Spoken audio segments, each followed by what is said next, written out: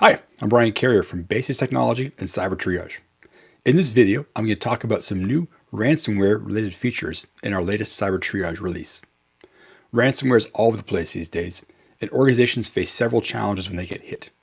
The obvious ones are about if they should pay and if they have backups. But they also need to figure out how the attacker got in and what they did before they deployed the ransomware. That's where the most recent features come into play.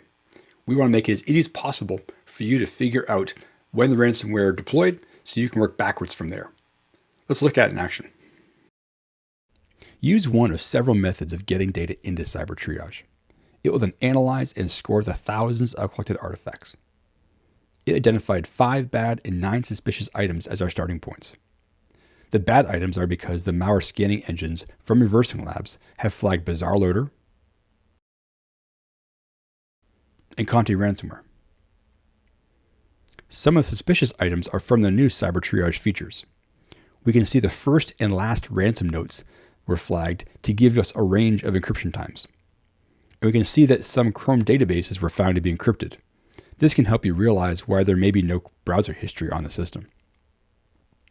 Of course, the usual Cyber Triage analytics are also being applied, and we can see things like new remote logins for an existing user, which may imply account takeover and lateral movement.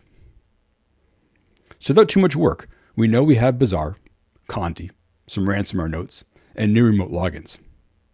Let's check out the remote logins, and we can see that Bizarre was installed from this session.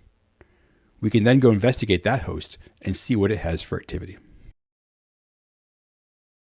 Our goal for Cyber Triage is to make responders faster and more efficient. If you want to automate your ransomware response, then try out Cyber Triage. For a free 7-day evaluation, visit cybertriage.com. Thanks.